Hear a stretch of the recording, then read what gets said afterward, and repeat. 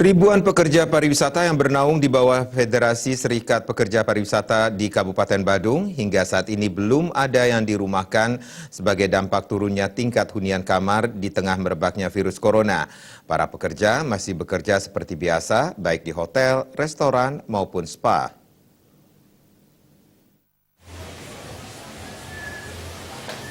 Ketua Pengurus Cabang Federasi Serikat Pekerja Pariwisata Serikat Pekerja Seluruh Indonesia Kabupaten Badung, Putu Satyawira Marhendra menyampaikan, menurunnya tingkat hunian kamar hotel di Bali dan Badung di tengah mewabahnya virus corona memang telah berdampak terhadap para pekerja pariwisata.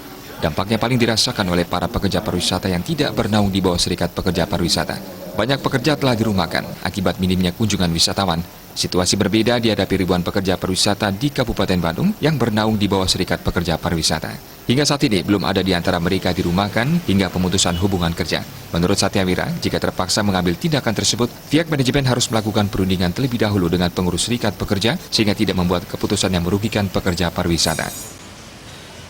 Dari kami belum ada, tapi informasi yang berkembang, restoran yang dengan market Cina, hotel-hotel yang market Cina, itu rata-rata yang tidak ada serikat pekerjanya, sudah ada yang merumahkan. Ya. Tapi kami tidak berani mengatakan apakah data itu valid karena semuanya bukan menjadi ranah kami. Federasi Serikat Pekerja Pariwisata menghimbau kepada pemerintah, kabupaten kota maupun provinsi serta pengusaha pariwisata untuk tidak hanya fokus pada sektor perbaikan bisnis, tetapi mengorbankan kami pekerja yang telah berkontribusi terhadap keuntungan perusahaan. Tapi di saat perusahaan menghadapi goncangan, kamilah korban yang paling pertama untuk disingkirkan.